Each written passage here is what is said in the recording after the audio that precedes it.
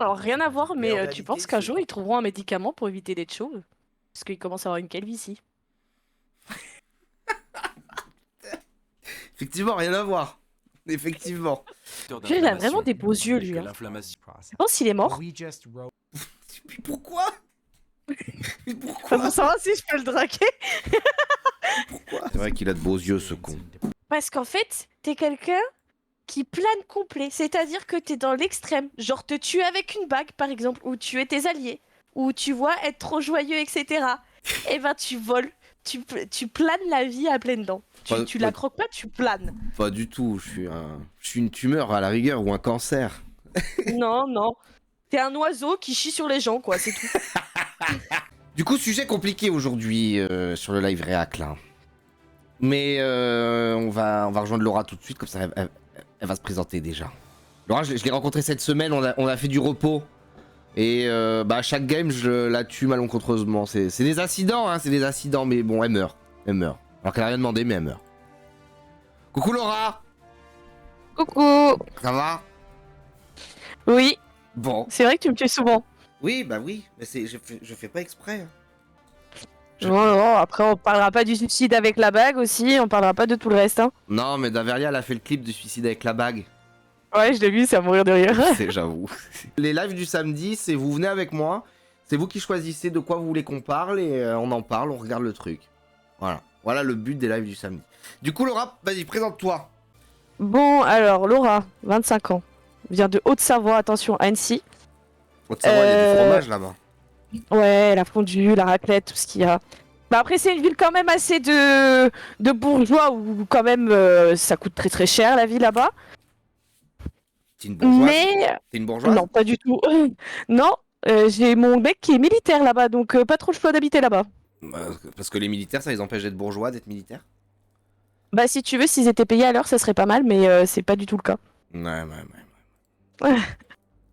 Mais voilà, et puis j'ai choisi ces thèmes parce que bah, la dépression, ça touche beaucoup de monde, et Oui. c'est quelque chose d'encore assez tabou. Et je trouve que c'est un sujet quand même où on peut en rire parce que je suis passée par là, et il y a quand même pas mal d'anecdotes qui étaient très drôles et très sympas. Il y en a des moins drôles, bien Il y évidemment, en a mais je pense toujours que des c'est un moins drôles. sujet, voilà, c'est un sujet qui peut toucher tout le monde, et puis ça se trouve, il y a des personnes qui vont se reconnaître là-dedans, et en tout cas, je veux pas que, en fait, le but vraiment, c'est que les gens, ils arrêtent de penser que faut juste avancer dans la vie, Oui. et c'est facile. Je disais, mais non, mais vas-y, faut juste te réveiller, t'activer, faire des trucs. Ouais, mais en fait, j'ai pas envie, quoi. J'y arrive pas. C'est exactement ça, mes parents, c'était la même chose. Ça a été très compliqué pour ma famille, donc j'en ai vécu deux, une en 2022 et là actuellement. Et du coup, c'est important parce que les gens ils comprennent pas forcément ce qu'il y a derrière et il y a quand même pas mal de vidéos explicatives dessus. Bah, Jordan, par exemple, mon conjoint, il s'est beaucoup intéressé dessus parce que bah, militaire, c'est des robots, pas de sentiment, pas d'émotion, faut avancer dans la vie. Et il comprenait pas du tout ce qui se passait et du coup, il s'est beaucoup intéressé, il a regardé des vidéos et notamment une vidéo qui m'a partagée et que j'ai écoutée et que j'ai beaucoup aimé et ça représentait bien la réalité. Et sans indiscrétion, pourquoi t'es en dépression, toi, à l'heure actuelle? J'ai un passé un peu compliqué où ma mère a été malade, en résumé, pendant de nombreuses années où j'ai pas pu souffrir comme j'aurais dû le souffrir. J'ai eu beaucoup à porter sur mes épaules. Notamment, j'ai été la deuxième maman de mon frère. Je me suis beaucoup occupée de la maison et j'avais 12 ans. Et puis après, j'ai eu le décès de ma grand-mère, le décès de mon meilleur ami. J'ai eu un suicide d'un jeune que j'ai entraîné au tennis de table. Donc ça a fait que voilà, il y a eu beaucoup de non-émotions que j'aurais dû sortir. Donc voilà. Mais c'est souvent lié à un manque ouais, d'impossibilité d'extérioriser les choses, je Mm. trouve. Moi, c'est un peu lié. J'ai eu un cancer à l'âge de 15 ans. Enfin, c'est un peu lié. Mais c'est le même genre. C'est la non-possibilité d'extérioriser le truc. J'ai eu un cancer à l'âge de 15 ans. J'ai eu de la chance, je m'en suis très très bien sorti. Mais pendant 8 mois, ouais, je me suis pas écouté. J'ai fait des trucs et j'ai essayé de. Voilà, fallait que je m'en sorte. Et j'ai été isolé de tout ça, je voyais plus spécialement mes potes et tout, donc j'étais tout seul, je pouvais plus parler. J'ai eu de la chance, j'ai découvert World of Warcraft bah, à cette période-là, du coup. Donc mine de rien, ça m'a aidé. Parce que bah, tu pouvais au moins t'évader dans quelque chose. Quand t'es dans une bulle et que tu vois les quatre murs de ta chambre et que tu peux pas sortir, c'est compliqué. Et moi, je suis sorti de là et ça allait. Tout du moins, je pense que ça allait. J'y pensais plus. J'étais en colère. Par contre, j'étais en colère de ce qui m'était arrivé. Et depuis, j'ai une colère que j'ai jamais réussi à calmer. Même si j'ai vu des psys, même si j'ai vécu les dépressions. Même si, voilà, je suis passé par tout ça, j'ai toujours cette colère à 33 ans passés. Et la même, hein, elle a pas bougé depuis que c'est arrivé. Et ma mère, elle a eu des problèmes aussi entre elle et mon père. Et bah, il a fallu aussi qu'à un moment, je m'occupe d'eux. Et bah, j'ai commencé, moi, à vriller de mon côté. Et puis j'ai commencé un peu à sombrer. Puis après, je suis rentré dans le monde du travail. Et puis là, les mecs avec qui je travaillais m'ont absolument pas raté. C'est à ce moment-là, si tu veux, que moi, c'est vis-à-vis. C'est à ce moment-là, voilà, que j'ai commencé à sombrer. On va dire peut-être qu'ils ont réveillé un truc à force de me titiller qui a fait que j'avais plus envie, quoi. J'écoulais.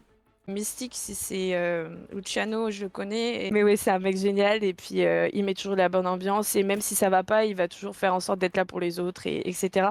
Et c'est aussi ça, hein, un peu la dépression, hein, c'est quand on est trop généreux aussi, Oui, on s'oublie et on sait plus qui on est. oui. Et il faut le temps de se retrouver aussi.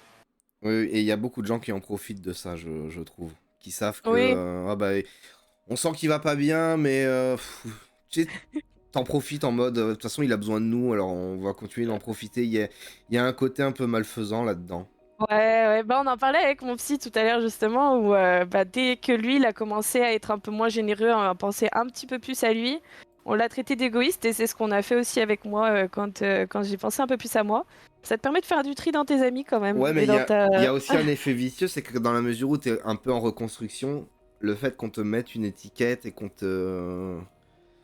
t'isole du groupe parce que tu fais moins d'efforts, parce que tu veux plus te recentrer sur toi et il y a une période Bah, transitoire quand même dans laquelle, ouais, où bah, t'as envie de penser à toi, t'as compris le jeu des gens, et puis bah maintenant ils te disent, bah ouais, mais en fait t'es égoïste. Bah non, non quoi. ouais, non, mais en fait, les gens, ils ont l'habitude de te voir d'une certaine façon et quand t'attaques un changement, c'est parfois compliqué, hein. Tu perds des amis, tu perds des proches, tu perds de la famille, hein, dans ce genre de maladie. Ça fait faire un tri dans ta vie, hein, et des fois, c'est pas plus mal. Mm. Ouais, mais c'est dur au début. C'est ça le problème, c'est que c'est Ouais, dur. Parce que du coup, c'est des contacts que tu perds à une période à laquelle toi t'en as besoin. ouais, mais après, plus tard, tu te dis Oui, tu t'en que fous. bah, voilà, tu t'en fous et que ces personnes, elles te méritaient pas parce que toi, tu donnes pour ces gens, mais eux te donnent rien. Donc, Clairement. Bah du coup, comme je te disais tout à l'heure, quand t'as envie de réagir, tu parles. Je coupe la vidéo. mm. Et si t'as envie de réagir longuement, de réagir plusieurs fois, y a pas de souci. Je t'offre le moment de... Voilà, c'est le but de ces lives-là. Je trouve qu'il n'y a pas, y a pas de stream où c'est la communauté du mec qui parle. Et moi, je parle toute la semaine dans mes lives. Je me dis, le samedi, c'est pas pour moi, c'est pour vous. C'est vous, vous venez avec moi, on apprend à se connaître, on apprend à connaître des sujets des uns et des autres. Et c'est ça le but de cet échange. Donc c'est ton live, quoi. Là aujourd'hui, c'est ton live.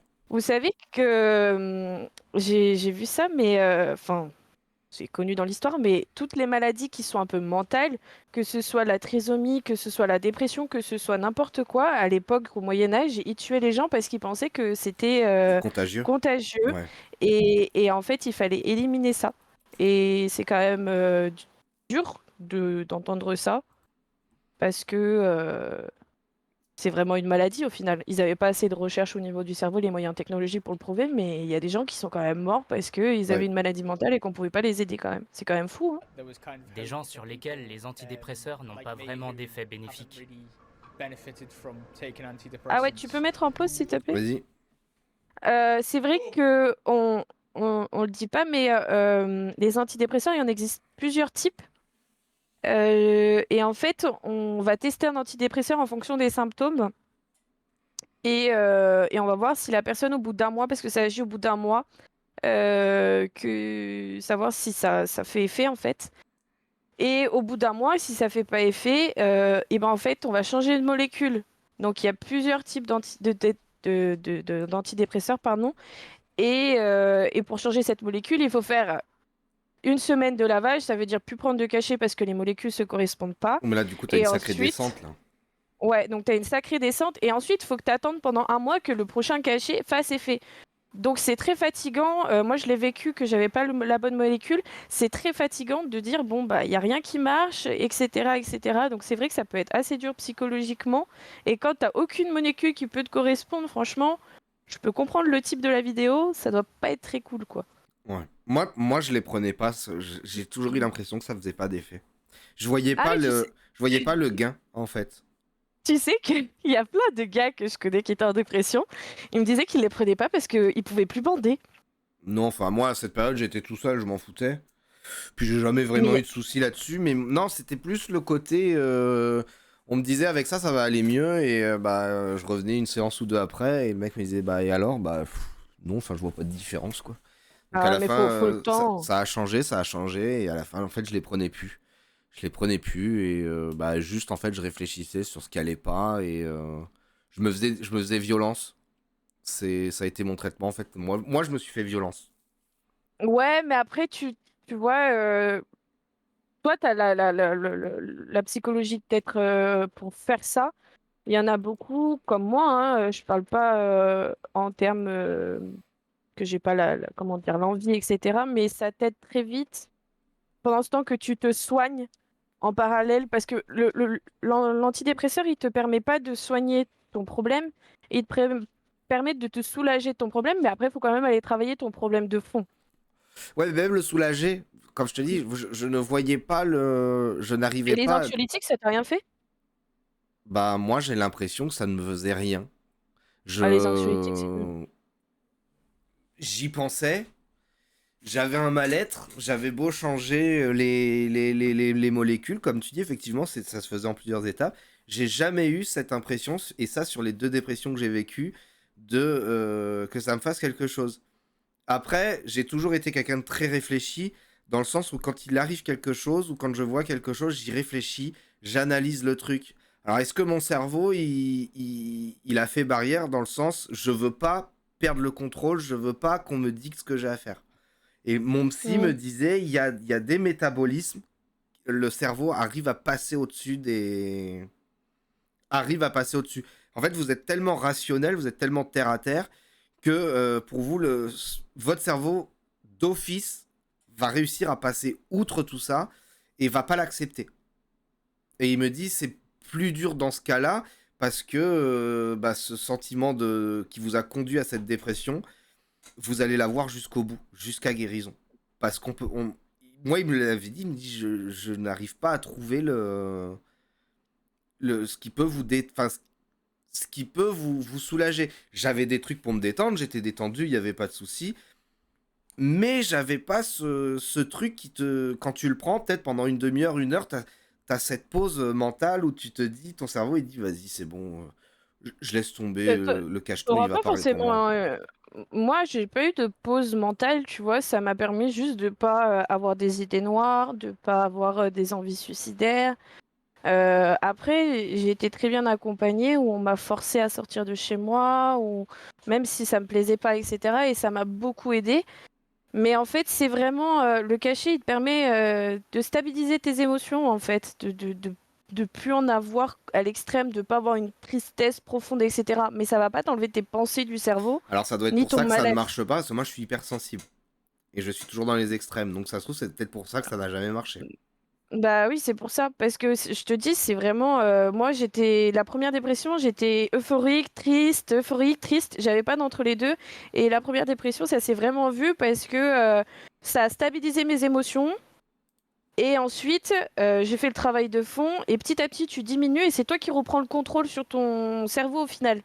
Au début, tu le laisses contrôler pour pouvoir éviter tes idées noires, éviter tout ce qui va pas, etc., être trop triste, etc. Et après, ça te permet de faire ton travail de fond et ensuite de diminuer les doses quand ça va mieux pour toi-même gérer toi-même ton cerveau et tes émotions, tu vois. Plutôt mal. Je me sens bon à rien. Avez-vous travaillé Mais moi, mes Non. dépressions, c'était ça, c'était de la dévaluation à cause personnelle. de votre état? C'est qu'un tiers des patients ne répond pas aux antidépresseurs classiques. Même lorsqu'on combine et qu'on diversifie les traitements, ils ne font toujours aucun effet chez un tiers des patients. Notre hypothèse, c'est qu'il pourrait s'agir de patients dont l'organisme présente un niveau d'inflammation élevé. Tiens, tu vois, c'est ce que m'avait dit mon psy, en gros. C'est vous, Les vous troubles n'arrivez pas à psychiques l'absorber. pourraient donc aussi être Maintenant, les médecins, alors je sais pas de quand date le reportage, mais maintenant les médecins disent que pour se remettre d'une 7 ans. dépression, tout cas, Il faut le à peu planning près est sacré. 1 an. Un minimum 1 an de travail parce que 4 à 6 mois, c'est le temps des cachets. Après, il y a tout le temps de diminuer les cachets et tout le temps du travail de fond aussi. Donc ça peut durer, enfin ça dure au minimum 1 an maintenant, me disait le médecin. J'en ai vu différents et ils m'ont tous dit 1 an. Moi, elle avait ressurgi, moi. Les chercheurs du King's College Mais des fois, c'est quand analysent le tu as plasma. pas totalement travaillé le fond, tu vois, du problème. Parce que moi, la première, elle est liée à la deuxième. J'étais persuadée que tout allait bien et en fait, tout au long, pendant ces 3 ans, entre-temps, dès que je me mettais en colère, je pleurais. Dès que j'étais joyeuse, je pleurais. Et j'avais tout le temps des pleurs et en fait, j'avais pas remarqué que c'était des symptômes et je me suis voilé la face pendant très longtemps. Oh, t'es une chialeuse, toi, en fait. Oh, ça va, Oh, ça ça va. va. Et au moins, tu vois, tu renouvelles le liquide dans tes yeux, t'as plus de problème de yeux, tu vois tout net. Y'a plus de problème d'œil. Ouais. De fou. Et le liquide Mais c'est bien de céphalorachidien. chialer, ça te permet d'évacuer. Faut chialer, crier, Puis ça détend, des chanter, fois, ça détend. sauter. Ça détend parce que Il y ça en te a fatigue.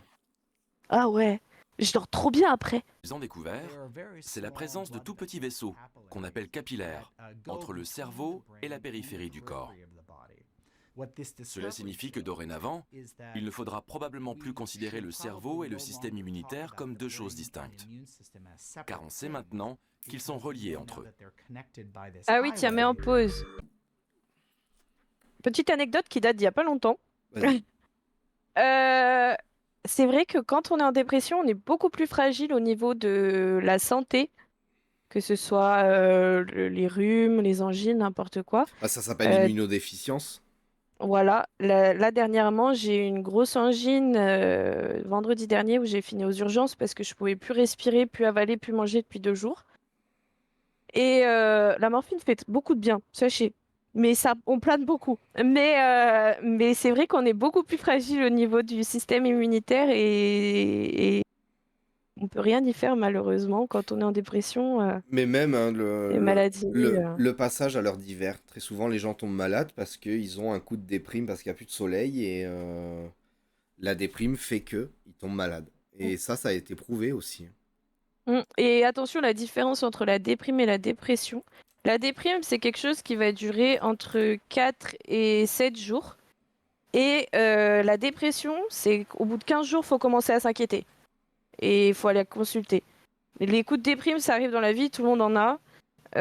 Ça peut durer entre 4 à 7 jours, mais quand ça commence à dépasser 15 jours, il faut consulter un médecin ou un psychologue ou un psychiatre, n'importe qui. Ou une bonne dose de soleil. Là. À l'âge de 20 ans, Sandra voulait en finir avec la vie. Elle passera plusieurs mois à l'hôpital. Mais toi, t'as eu J'ai ça, compris cette qu'il envie d'en s'agissait finir d'une avec la maladie. vie? La semaine dernière. Mais Alors, c'est petite une explication. pensée ou c'est une vraie volonté? Alors, j'ai toujours été quelqu'un d'assez rationnel, mais sur le coup, ça a été une vraie pensée. La semaine dernière, on a dû augmenter mes doses de cachet. Donc, je suis passée quand même de base à 20 mg de paroxétine à 50 Oh, putain. parce que j'avais des problèmes de sommeil et ça m'a mis un gros coup au moral parce que je me rendais pas compte que j'allais pas bien depuis plusieurs temps. Ça s'est fait petit à petit. Et je l'ai très mal vécu et je me suis dit, mais à quoi ça sert de rester dans ce monde? Je souffre, mon entourage souffre aussi de me voir souffrir. Enfin, je voyais pas de fin. Je dis, à quoi ça sert que je sois là, quoi. Donc oui, j'ai eu des pensées suicidaires et plus jeune aussi. J'ai eu des pensées suicidaires quand j'étais au collège, quand ma mère était malade. J'ai voulu en finir, j'ai fugué du collège et j'ai voulu me suicider. Et puis après, j'ai réfléchi, je me suis dit, c'était un peu con, Laura. Tu vas réfléchir un petit peu, tu vas rentrer chez toi. Je me suis dit, non, faut pas que je rentre chez moi parce qu'il y a mes parents à la maison, je vais me faire pourrir. Donc du coup, je suis allée voir mon psychologue qui n'était pas là. Et on m'a internée dans un hôpital pour que je me coupe du monde. Alors, il faut savoir, dans les hôpitaux, moi, là où j'ai été, j'ai une très mauvaise expérience. J'étais avec des personnes anorexiques, des personnes dépressives, des personnes qui ont tenté de se suicider, etc. Alors, à savoir que les anorexiques, par exemple, en tout cas quand j'y étais, donc à mon époque, quand elles prenaient pas un petit peu dans la semaine, elles avaient interdiction de voir leur famille le week-end, parce qu'on avait le droit de voir nos familles le week-end. Et pour les anorexiques de sortir, mais pour les dépressifs, non, on n'avait pas le droit de sortir, ils pouvaient juste passer. Parce qu'on nous interdit le téléphone, on nous interdit l'ordi, on nous interdit de faire des activités qui sont en rapport à notre vie. Donc moi, je faisais du tennis de table, il y avait une table de ping-pong, je n'avais pas le droit d'y jouer. Pourquoi? C'est dans la Parce mesure où qu'en c'est un fait, loisir. ils te coupent de tout ce que tu vis au quotidien, de tout ce que tu fais au quotidien pour te ressourcer, entre guillemets, c'est ce qu'ils disent en tout cas. Et bah, je me suis mise à faire de la couture et je me suis planté l'aiguille, je sais pas combien de fois dans le doigt. Alors, je suis très mauvaise couturière, n'imaginez même pas. Horrible. Et en plus, c'est un monde un peu de fou, mais pas forcément les patients, mais les médecins, je trouve. Alors certes, ils nous aident, mais des fois, ils sont pas très compréhensifs. On n'avait pas le droit de ramener de la bouffe, donc pas droit à des bonbons, pas droit à des trucs comme ça. On devait se coucher à 21h, etc. Alors nous, on faisait n'importe quoi. Je ramenais des bonbons. J'étais une délinquante. J'étais la délinquante du service. T'étais la Et on regardait. dealeuse, toi, en fait. Ouais, de fou, je ramenais des bonbons, j'en donnais à tout le monde. Et en plus, on regardait des films jusqu'à 23h, minuit et tout. On regardait Taxi, Harry Potter et tout, c'était grave drôle. Mais honnêtement, il y en avait plein. Je parle surtout des anorexiques parce que ça m'avait choqué, mais qui sortaient de chez le psychiatre ou de chez le psychologue en pleurs parce qu'ils pouvaient pas voir leur famille. Ça faisait déjà plusieurs mois qu'ils les avaient pas vus et tout. Et franchement, c'est dur, hein. Enfin, c'est pas de leur faute non plus, hein. C'est une maladie mentale, hein, que ce soit l'anorexie et la boulimie, etc. C'est une maladie mentale. Du Mais coup, c'est quand même très très dur les hôpitaux. Pour vous dire quand même, c'était pas ça le sujet principal, mais le psychologue m'a reproché de demander un petit frère à l'âge de 3 ans à mes parents, alors que c'était pas du tout le sujet de pourquoi j'allais pas bien. Non, mais pour vous dire qu'il y a des hôpitaux, il y a des cliniques qui sont très très bien, j'en connais qui ont aidé mes amis, mais là où j'étais, franchement, c'était des fous, mais pas les patients, du, du, les du, médecins. du coup, je reviens sur la question. Donc, toi, t'es pas passé à l'acte parce que t'avais cette certaine rationalité, du coup. Ouais, mais il y en a qui trouvent pas le bout. Par exemple, bah, le suicide dont j'ai parlé au début dans la présentation, c'était quelqu'un que j'entraînais au tennis de table. Et je l'entraînais plus à cette époque-là. C'était peu de temps avant le Covid qu'il s'est suicidé. Et mon père, elle l'entraînait toujours. Et il lui a dit à vendredi, et le vendredi n'est jamais arrivé, il s'est défenestré. Et on a su par la suite que il a subi beaucoup de harcèlement scolaire et beaucoup aussi de harcèlement comme quoi il était gay, etc. Alors que on ne sait même pas s'il l'était ou pas, hein, il l'a jamais dit en tous les cas. Mais c'est vrai que il y a des gens qui passent à l'acte et il faut pas dire que c'est des lâches. Ils ont peut-être pas eu la force de rester, mais c'est pas des lâches parce que passer à l'acte, c'est pas facile. Non, je pense que c'est un C'est très gros manque. C'est même une très grosse preuve, je pense, de courage de se dire c'est la solution. Alors qu'on sait tous, quand on est, je vais peut-être dire un mauvais mot, quand on sait qu'on est sain d'esprit, c'est même dur de se dire vas-y, je vais me faire mal sciemment. Et se dire je vais en Mm. finir sciemment pour ne plus souffrir. Donc, on va dire, c'est le remède.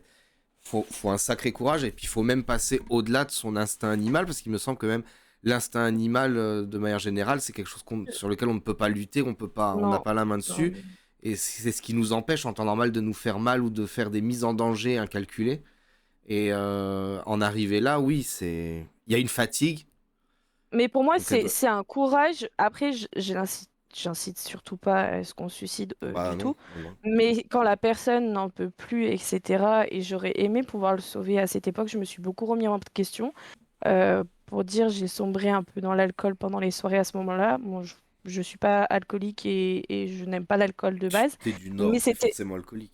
Mais non, je suis pas du Nord. Déjà, je suis de Savoie de base, Bah, d'accord? moi je suis de Toulouse, excuse-moi, passer Montauban, c'est le pôle Nord, hein, c'est la... Ouais, c'est ça, c'est ça. Mais on se remet beaucoup en question quand quelqu'un se suicide parce qu'on se dit qu'est-ce que j'ai loupé, qu'est-ce que j'ai pas vu comme truc, est-ce qu'à un moment donné j'ai dit quelque chose de mal, etc. Mais il faut juste dire que la personne, elle était très très mal et qu'elle en pouvait plus et qu'elle voyait plus d'issue et elle a eu un courage phénoménal de suicider, entre guillemets, parce que ça demande quand même un courage de mettre fin à ses jours parce que c'est pas dans l'ordre des choses Mais et non, c'est non, pas c'est sûr. dans. Et puis comme je te disais, C'est pas naturel en c'est fait. l'instinct. Et puis il y a l'instinct animal qui préserve le corps humain. Et réussir à passer au-delà de cet instinct. Donc cet instinct, il est quand même dans le cerveau. C'est le cerveau, on va dire, on va dire, c'est une mesure de protection. Et réussir à passer au-delà de millénaires d'évolution, on a toujours ce truc en nous de se dire, le cerveau dit non, je vais pas le faire, je vais me faire mal, je le fais pas. Même si tu as envie de le faire, c'est peut-être ce côté rationnel. Et peut-être qu'effectivement, il y a un moment où la douleur est telle que le cerveau, même lui, il dit, vas-y, vas-y, j'arrête. Et puis cette personne avait que 14 ans et il allait Hmm. bien. Il était dans une association de théâtre aussi. Ouais, mais ça Personne devait n'a être rien trop vu. dur. Ça devait être trop dur. Et, et, et, Déjà, il était et jugé alors, pour sa sexualité, comme tu dis. Et si en plus, derrière, il subit du harcèlement scolaire, mm, et, c'est dur à cet âge-là. Hein. T'es pas construit et, mentalement à cet âge-là. Hein. mais le suicide, il y en a beaucoup plus qu'il ne paraît. Le harcèlement scolaire, il y en a beaucoup, beaucoup, Ouais, mais beaucoup, là, tu vois, beaucoup. Et c'est tu dis la médecine n'aide pas encore assez. Bon, peut-être, je saurais pas dire. Après, ce qui est sûr, c'est qu'il y a un réel manque de sanctions, par contre, vis-à-vis des gamins à l'école. ah oui, ça Et c'est sûr. moi, ouais, il y en a un ou deux, c'était surtout au lycée qui ont essayé. Bon, autant te dire que je faisais déjà 80 kilos et c'était que du muscle, donc je leur ai littéralement cassé la C'est gueule. bizarre. Ils ont essayé, mais je leur ai littéralement pété la gueule. Mais moi, si mon gamin devait vivre ça, déjà, je pense que depuis tout gamin, je vais lui apprendre à me parler, à ne pas avoir honte de ses sentiments, à ne pas avoir honte. Parce qu'effectivement, il y a un tabou autour de la parole sur beaucoup de choses. Ça, et Mm. moi, mes parents ont réussi à m'inclure ça. C'est que quand j'étais pas bien, je leur disais. J'avais pas honte. En fait, j'ai jamais eu honte. Je sais pas comment ont fait mes parents. Je n'ai jamais eu honte de leur dire ou de leur dire j'ai fait une connerie, je suis dans la merde. J'ai jamais eu honte. Toi, tu as eu la chance d'avoir des parents qui étaient à l'écoute, etc. Moi, mes parents, ils nous ont toujours éduqués, mon frère et moi, à on avance dans la vie. Tu vois, quand moi j'avais besoin de parler du cancer de ma mère, c'était après. Ils m'ont dit, mais c'est fini, on s'en fout. C'est fini. Et on n'a jamais eu le droit à la parole et on n'a jamais eu cette opportunité-là. Et quand j'ai eu ma première dépression, j'avançais pas. C'est simple, j'avançais pas, j'avais des cachets, j'avais le psychologue, j'avançais pas. Et un jour, le médecin, il m'a chopé, il m'a dit écoute, Laura, c'est soit tu parles à tes parents et vous réglez le problème et ils t'écoutent et ils te soutiennent, parce que j'avais des soupirements quand je mangeais pas à table. Je venais à table, par exemple, mais j'arrivais pas à manger. Donc, du coup, mon père, il soupirait, ma mère, au début, elle était compatissante et puis après, elle en avait marre, etc. Et, euh, et il m'a dit, soit vous réglez le problème, soit vous partez de chez vos parents parce que là, vous pouvez pas guérir. Et j'ai chopé mes parents, j'ai demandé à ma meilleure amie de l'époque et mon frère de m'aider parce que j'avais du mal à mettre des mots sur ce que je ressentais, etc. Et mes parents, on a passé un deal à ce moment-là. Ils m'ont dit, OK, maintenant, tu nous dis ce que tu ressens, etc. Et nous, on essaiera de t'aider comme on peut. Ouais, donc il y a eu une Parce remise qu'en en fait, question quand même. ouais, parce qu'en fait, ils comprenaient pas que il y a des moments où j'étais très triste, il y a des moments où j'étais très euphorique pendant plusieurs jours et tout, et du coup, en fait, ils me voyaient pas malade. Mais j'ai dû leur expliquer que la dépression, c'était pas que la tristesse, c'est des émotions à l'extrême. Ouais.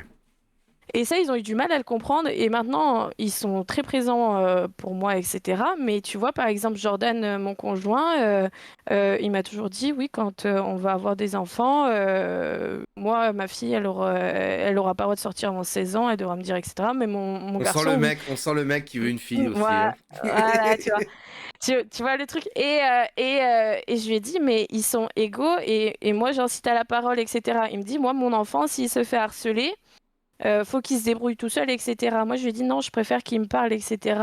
Parce que au moins, il évacue et tout, et puis on peut trouver des solutions ensemble. Et puis Et puis aussi, c'est aussi chercher à l'aide. Tu peux ne pas en parler parce que tu vas avoir une solution et y arriver.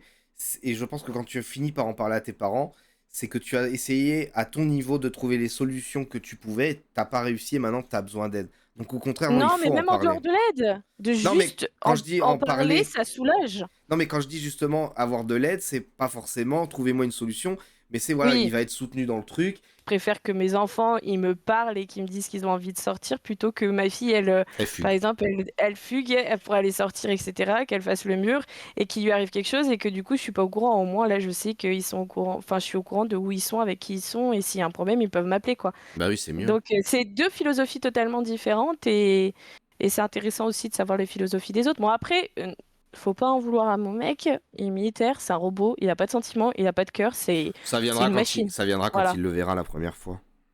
Ça le changera, je pense. Oh, je sais pas, on verra Si. bien. Je pense que si. Allez, on relance. L'une des raisons est que les mécanismes et processus de fonctionnement des antidépresseurs ne sont pas parfaitement connus. Ouais, donc, c'est-à-dire Dans qu'on les cas on de administre dépression quand même à des chronique, gens modérée des ou choses, majeure, on les n'a gens- pas la main dessus, quoi. Bah, comme j'ai envie de te dire, le vaccin pour le Covid, hein. Oh là là, je savais Ouais. que t'étais le genre de personne. Oh là là. Non, non, non, mais je l'ai fait, les vaccins, il a pas de problème, hein. Mais c'est juste qu'on sait toujours pas ce que ça fait comme effet secondaire, hein. Hmm. Tu crois à la D'habitude, théo- Tu crois à la théorie il de faut la Terre creuse? Non. Alors, rien à voir, Mais en mais tu réalité, penses qu'un c'est... jour, ils trouveront un médicament pour éviter d'être chauve? Parce qu'ils commencent à avoir une calvitie. Effectivement, rien à voir. Effectivement. Non, mais elle est pas mal ton intervention. C'est comme l'autre fois, là, en plein stream, là, où tu me dis tu préfères te faire bouffer par un croco qu'un requin. C'était Ah ça. ouais, mais moi, tout le C'était temps. sorti de n'importe où, ça. Mais j'aime bien, moi, j'aime bien. Pour ça. Parce qu'en fait, t'es quelqu'un qui plane complet. C'est-à-dire que t'es dans l'extrême. Genre te tuer avec une bague, par exemple, ou tuer tes alliés, ou tu vois être trop joyeux, etc. Eh ben, tu voles. Tu planes la vie à pleines dents. Pas, Tu pas- la croques pas, tu planes. pas du tout. Je suis une tumeur, à la rigueur, ou un cancer. Non, non. T'es un oiseau qui chie sur les gens, quoi, c'est tout. Alex n'a que 26 ans, mais la maladie lui a déjà presque tout pris. Il mène aujourd'hui une vie coupée Ah, des mais en autres, plus, ça c'est sans tellement amis. vrai. Il y a beaucoup de gens qui pensent que la dépression, on peut pas l'avoir jeune parce qu'on n'a rien vécu, etc. Ça, j'ai entendu dire, mais tellement de fois, mais juste pour moi, mais je sais que mes amis aussi qui l'ont vécu l'ont entendu. La dépression, ça peut toucher beaucoup de monde et à n'importe quel âge, ça peut même toucher quand on est enfant. Et c'est pas parce que on paraît de rien avoir vécu ou qu'on paraît d'être une personne normale qu'on n'a pas eu un passé compliqué ou un traumatisme ou n'importe quoi. Je vais prendre un Mais je extrême, hein, pense que mais pour l'enfant, c'est lié au traumatisme, par contre. Parce que oui, moi, je mais sais que une de mes sœurs, elle a un caractère dépressif depuis qu'elle a su que ma mère, elle m'attendait. Elle a très mal vécu, en fait. Ça lui a fait un choc. Elle avait hâte, mais ça mm. lui a enclenché des trucs et il y a eu un traumatisme suite à ça. Non, mais c'est sûr. Et puis je pense aux enfants aussi qui des fois ont été violés et alors je pars dans l'extrême, hein, mais qui ont été violés par leur famille ou maltraités ou n'importe quoi, bah ça a des séquelles aussi des fois plus tard. Et parce que à ce moment-là, ils savent pas forcément exprimer ce qui s'est passé ou Oui, tout mais ça. voilà, c'est ça, c'est que vis-à-vis de Donc l'enfant, t'as des c'est traumatismes, lié à un voilà. trauma. C'est pas réfléchi comme peut-être nous quand on a des problèmes au boulot et qu'on a le coup de déprime qui peut engendrer la dépression. C'est Ouais. un choc finalement pour le gamin. Un truc que son Et puis cerveau n'arrive pas à... ça, c'est pour les enfants. Et puis après, que ce soit les jeunes adultes ou les adolescents, ils ont peut-être aussi un passé compliqué, etc. Donc, moi, j'ai entendu de beaucoup d'adultes, oui, il n'y a rien qui peut aller mal, tout va bien dans ta vie, t'es jeune, t'as rien vécu. Mais en fait, des fois, on vit beaucoup plus que les adultes. Il y en a qui ont, heureusement pour eux, une belle vie toute belle, toute rose, tout au long de leur vie. Et puis, malheureusement, il y en a d'autres, pas du tout. Et à d'autres où ça arrive très, très jeune. Donc, Puis à l'adolescence, c'est comme je disais tout à l'heure, c'est un moment où tu te construis, donc c'est un moment où tu vas peut-être avoir la bonne sensibilité sur quelque chose que tu as vu ou que tu es en train de vivre et tu vas pas réussir à l'accepter, peut-être ou à le surmonter, et bon bah tu tombes dans la déprime ou dans la dépression. Des pensées extrêmement négatives sur tout ce qui m'entoure, sur moi-même, le monde, les autres. Il y a eu des moments où Mon j'avais père doit l'être pour le coup, parce que mon père est chef d'entreprise, il a l'âge de la retraite, mais il a pris sa retraite, il se verse plus de salaire, il continue de travailler parce qu'il aimerait bien au moins bah, finir de mettre la boîte à propre avant de la vendre ou d'arrêter, tu vois. Mm. Mais toute sa vie, Ouais. déjà, on vient de l'industrie, lui et moi, mais l'industrie un peu dure, un peu lourde, où vraiment c'est les usines où il y a beaucoup de chimie, beaucoup de dangers. C'est pas un métier qui est beau, c'est pas un métier qui est agréable à faire, c'est un métier qui est très dur. Lui, il a fait ça toute sa vie depuis ses 18 ans. Il a eu la vie qu'il a eue, il n'a pas eu une vie simple. Et c'est pareil, il a toujours été dans la... Alors, plus en vieillissant, mais c'est vrai que même gamin, tu te dis, bon, des fois il est un peu négatif, vieux monsieur, là. Et je pense que mon vieux, il est dans cette forme de dépression. Alors, c'est pas une dépression qui, pour lui, est insurmontable. c'est pas une dépression qui le cloue au lit, il a ce côté un peu sarcastique sur la vision du monde où il se dit c'est de la merde. Un peu Mm. comme lui, tu vois, en mode de la négation surtout. Et mon père est comme ça. Et moi, ça fait un moment que je lui dis, je pense que tu as un caractère dépressif. Lui, il dit, mais non, mais tout va très bien. Je lui dis, oui, mais c'est pas parce que tout va très bien. Je lui dis, je pense juste que tu as une vision du. Ta dépression, c'est juste te dire que quoi que les gens fassent autour de toi ou quoi que tu vois, ça te conviendra pas. C'est pas bien. Oui, bah tu vois tout en négatif, quoi. Mm. Après, Même vraiment, les voilà. choses positives, tu vas les trouver en négatif, mais c'est typique de la dépression. Et pour répondre à ton truc, à ton message, Gaffe, la dépression, c'est comment te dire? C'est en gros quand tu es dans un état de tristesse, dans un état de fatigue, quand tu commences à plus te nourrir, quand tu commences à avoir des idées noires, quand tu as un mal-être profond. Quand t'es un dinosaure, que tu Euh, fais caca sur Laura. voilà, exactement.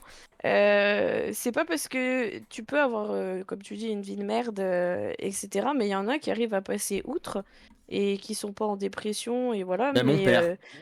T- Techniquement, mon père, tu vois, qui toute sa vie en a chié et il a pas le caractère dépressif. Mais sa vision du monde fait que tu te dis ce mec est dépressif, quoi. que ce soit l'appétit, que ce soit les envies.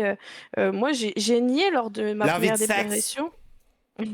J'ai nié lors de ma première dépression que j'étais en dépression parce que c'était un truc tout con, hein, mais la télé me saoulait.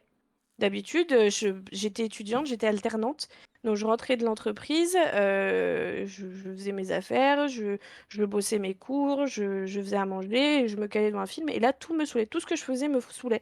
Et j'en étais arrivée, mais un truc de fou, hein, les gars, hein, complètement starbée, la meuf, hein.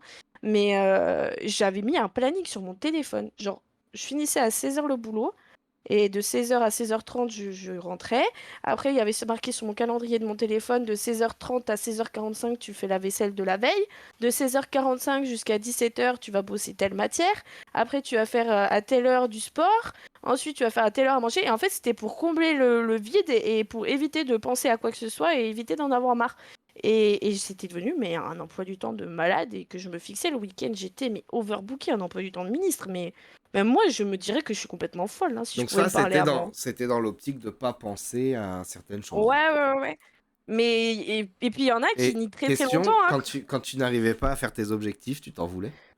Ah ouais. Ah, j'étais en colère. J'étais en retard sur mon planning, alors du coup, ça allait pas du tout. Mais je peux les retrouver, hein, les emplois du temps, hein. C'est un truc de malade, hein. Ouais, Je vais tu te les les mettras retrouver. sur le Discord. Tu les mettras. Ouais, ouais. Ça m'intéresse de voir ta vie de zinzin, là.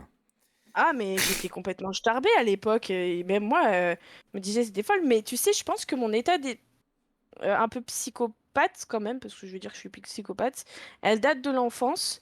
Parce que, alors là, mais vous avez vraiment pu m'aimer, hein. Je vais vous raconter un truc, je raconte pas à beaucoup de gens. Euh, T'as mis des stylos dans quand le cul d'un chat. Non, quand j'étais petite, je pense que j'avais dû voir un truc aux infos, etc. J'avais 3 ans. Et ça a dû me traumatiser parce que quand mon frère est venu au monde, donc j'avais 3 ans, on habitait en maison. Avant, on était en appartement. Et mes parents m'ont demandé de choisir la chambre. Et j'ai choisi la chambre à côté des escaliers au cas où que quelqu'un rentre dans la maison C'est et lui veuille qui tuer meurt en ma famille. premier. C'est moi qui meurs en premier Ah, c'est toi. pour que mes parents et mon frère puissent se sauver. Et après, j'étais arrivée à un stade où tous les soirs, avant de me coucher, j'allais vérifier tous les placards, sous le lit de mon frère, sous mon lit, dans la chambre de mes parents, partout dans la maison, pour voir s'il n'y avait pas quelqu'un ou quelque chose ou voilà, qui puisse nous faire du mal, etc. Mais j'étais devenue complètement psychopathe, hein. Alors que moi, c'est l'inverse. Quand on a déménagé pour aller dans une des autres maisons, la deuxième dans laquelle j'ai vécu, j'avais... Mes parents s'étaient mis loin et après on avait le choix avec mes sœurs de choisir la chambre qu'on voulait. Il y avait celle, Mm. effectivement, à côté de l'escalier qui, moi, me plaisait beaucoup, tu vois. Mhm. Mais ouais, j'ai eu le même cas que toi en me disant s'il y a quelqu'un qui arrive, je suis le premier. Et du coup, elle plaisait à une de mes frangines. Et en ce moment, à cette période, elle me cassait les couilles. Et je lui ai dit, vas-y, je te la laisse, je m'en fous. Comme ça, si jamais Mm. il y a un mec qui veut nous tuer, c'est toi qui crèves en premier, moi j'ai le temps de me barrer. Et le tas, l'effet inverse. Mais je te jure, j'étais devenue ma boule. Mais ma mère, elle était venue me voir, elle me dit mais tu vas finir complètement malade, tu vas finir à l'hôpital psychiatrique Mais avec ça. Donc j'ai arrêté. je crois que ça sert à rien, en fait, de se poser des questions là-dessus. C'est notre cerveau, il est comme ça. Ça veut pas dire Et qu'on est des psychopathes, qu'on est des meurtriers, qu'on est des fous. C'est juste notre cerveau, il analyse le truc comme ça. Et il y a peut-être aussi voilà, cet instinct de sauvegarde ou alors cet instinct de protection. Et je pense que ça sert à rien de lutter contre ou même de se juger. Je reste persuadé que le jugement personnel dans ce genre de choses, il est inutile. Arrête. ouais, puis je pense qu'il y a beaucoup de monde qui vont m'enlever de Discord et tout en Mais ami, non. etc. Mais non, faut pas faire ça. Regarde, à la rigueur, Le premier truc est... c'est plutôt moi qu'il faut, Voilà. faut défollow. Parce que regarde, toi, tu voulais protéger ton frère. Moi, j'ai envoyé à la mort ma sœur. Cette même Ouais, dit sœur, comme ça, cette même sœur qui, lors d'un voyage en Grèce, j'avais un bateau flottant, une bouée, tu sais, mais en planche. Et il y avait des putains de méduses. Il y avait des putains de méduses là où on avait loué Oh, la mais- maison. oh non, non. Et Je sens le truc venir. un moment, il y a un coup de vent, je lâche mon espèce de petit bateau. Alors il y avait ma cousine et tout. Et ma sœur, elle va le récupérer. Et à un moment, elle se rend compte qu'il y a des méduses tout autour. Elle me dit, va chercher papa, va chercher papa. Alors mon autre cousine, elle, qui était terrifiée de tout ce qui pouvait être vivant mais non humain, elle a quand même trouvé le courage d'aller essayer de l'aider et de la retirer un peu. Mais il y avait du vent, il y avait un peu de courant quand même. Elle me dit, va chercher papa, va chercher papa. Et moi, tu parles, j'avais 5, 7, 8 ans. Je me dis, non, il va me tuer, j'ai perdu le truc et tout. Et je suis rentré, déjà pendant 15-20 minutes, avec, va chercher. Je voulais pas y aller. J'ai traîné les pieds pendant le trajet et tout. En me disant, si elle disparaît, c'est un accident. Et puis moi, je me ferai pas gronder. Je me ferai pas gronder pour le matelas gonflable. Et en arrivant, je m'en souviens, j'ai eu le temps d'aller faire une bricole ou deux. Et ensuite d'aller voir papa et dire il y a un truc, Lucie elle a un problème sur la plage. Et moi j'ai rien fait, j'ai rien à voir là-dedans, c'est pas moi. C'est pas moi. Donc, Et tu là, vois, réagit comment ton père? bah, il a été sauver sa fille, hein, sinon elle allait mourir. Et puis il a récupéré ma cousine au passage qui était engluée dans les méduses. Et puis bah moi Mais c'est vu le pire. que j'étais un lèche-boule de première, alors ma sœur c'était la fifi préférée de son papa. Mais moi, j'étais le fils unique et préféré de sa maman. Du coup, j'ai un peu pleuré. Du coup, mon père, il est arrivé tout déter, prêt à me déglinguer, avec ma soeur, prêt à me fustiger aussi. Sauf que bah, une maman dans un couple, elle est plus forte qu'un papa et qu'une sœur. Et vous l'engueulez pas, il est terrorisé là. Oui, je suis terrorisé, foutez-moi la paix. Oh, mais t'es horrible! C'est pas grave si t'as failli mourir. Fallait lâcher la bouée. C'est pas de Oh, ma mais t'es faute. horrible! C'est pas de ma faute. Moi, je l'aurais lâché la bouée. Tant pis. Oh, purée! Un monstre pour ça. Là, tu vois, t'es pas si mal finalement. Hein. Ouais, ouais, ça va, je suis soft en Tu fait. vois, on relativise. Ils font du bien ces lives, ils font du bien. Puis on extériorise, tu vois, moi ça fait des années que j'ai ça sur le cœur, voilà, maintenant c'est dit quoi. Ouais, après ta soeur elle va voir le live, elle va dire oh ce chien, Non mais il m'a t'inquiète. laissé Hein. crever. Non mais ils le savent, hein. Elle le sait, t'inquiète pas, elle le sait. Mais c'est cette sœur-là, tu vois, qui a eu un traumatisme quand ma mère lui a annoncé que j'allais venir au monde. Alors qu'on a été... Elle avait peut-être raison. Alors Elle avait peut-être raison. Et le pire, c'est qu'on a été très fusionnel avec cette sœur-là. C'est... Jusqu'à ce qu'elle ait sa gamine, j'ai été très très fusionnel avec ma sœur. Donc il n'y a pas de souci là-dessus. Non, y a pas de... D'accepter la maladie, c'est très compliqué. Même moi, à l'heure actuelle, je n'accepte pas d'être malade. Mais pourquoi t'acceptes pas? Parce que c'est l'image du monde, il faut pas être malade, il faut pas... C'est quoi? Non, c'est parce que j'aime pas me voir dans cet état, parce que c'est pas moi. Et du coup, j'ai du mal à accepter que je suis malade et que j'ai besoin d'aide parce que je me suis un peu toujours débrouillée toute seule dans ma vie aussi. Et du coup, c'est très compliqué. C'est très compliqué hein, d'assumer qu'on est malade. Surtout les maladies psychologiques, c'est ce que je dis comme exemple aux médecins ou quoi que ce soit. Je préférerais avoir un cancer ou une jambe cassée ou n'importe quoi parce que là, les médecins, ils t'opèrent. Alors certes, ça fait souffrir, t'as plein de choses derrière, t'as la chimio, t'as les rayons, etc. Mais c'est quelque chose que on te guérit. Alors que la dépression et les maladies psychologiques, c'est toi qui te guéris toi-même et on t'aide juste un petit peu. Mais en gros, c'est que toi. Et je donne toujours cet exemple de la dépression quand on est accompagné. C'est comme si tu étais dans une piscine en train de te noyer ou un océan ou n'importe quoi. Tes amis, tes proches, ils t'envoient des bouées pour Alors, t'aider. tu vois, moi j'ai peut-être pas le... Attends, je termine Vas-y. ma métaphore. Ils t'envoient des bouées pour t'aider, mais par contre, tu dois sortir tout seul de la piscine ou sortir tout seul de l'océan. C'est juste des bouées de sauvetage Mais pour c'est éviter ça que la tu meurs. dépression. C'est ça la dépression. C'est finalement se rendre compte qu'on est tout seul à pouvoir se sortir de là. Tu vois, tu viens de faire le lien avec le cancer. Moi, je suis pas tout à fait d'accord là-dessus. Alors peut-être parce que moi, j'ai certainement, malgré l'état dépressif que j'ai peut-être une capacité mentale à me dire qu'il y a que moi qui peux me sortir de la merde. Moi, j'ai toujours été comme ça. Il y a pas de souci, je vais me plaindre. Je vais me plaindre Mm. parce que je peux pas garder pour moi que ça va pas. Donc je vais le dire. Par exemple, le doudou, elle a beaucoup de mal avec ça. C'est quand je vais pas bien, je suis extrêmement expressif.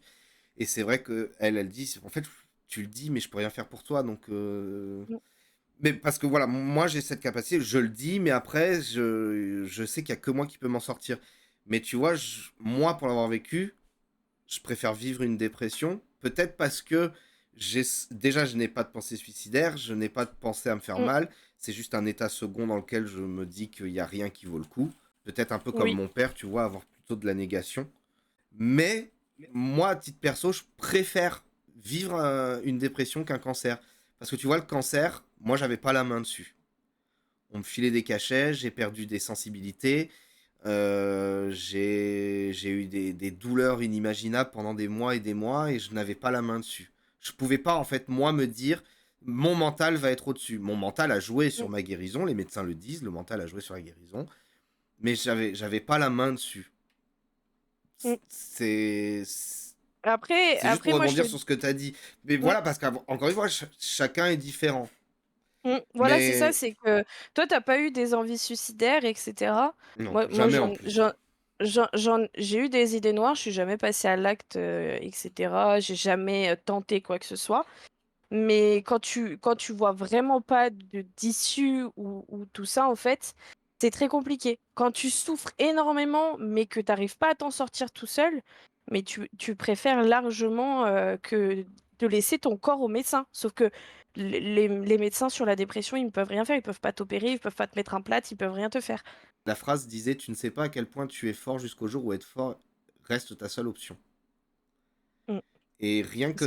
rien que ça, pour quelqu'un, tu vois, je le dis peut-être dans mon cas, qui a toujours eu la main sur ses pensées ou qui ne s'est jamais laissé submerger par certaines choses, tu te dis, bah, en fait, j'ai déjà connu pire. Et c'est ce qui me permet, dans certaines phases où j'ai un objectif et que j'ai l'impression que c'est l'Everest que je dois gravir, mon Kaizen, en somme, hein, mon Inoxtag à moi, bah, tu Ouais. te dis, en fait, non. En fait, j'ai déjà gravi une montagne qui était plus haute que ça.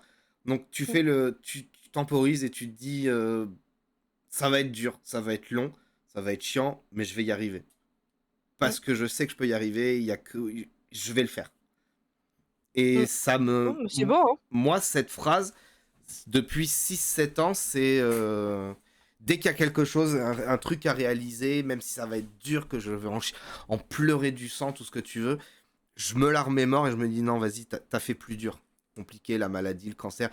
Tu l'as quand même fait, t'as vu des trucs que d'autres n'ont pas vu, t'es toujours là, on t'a mis des bâtons dans les roues, t'es encore là, t'es tout le temps là en fait. Mm.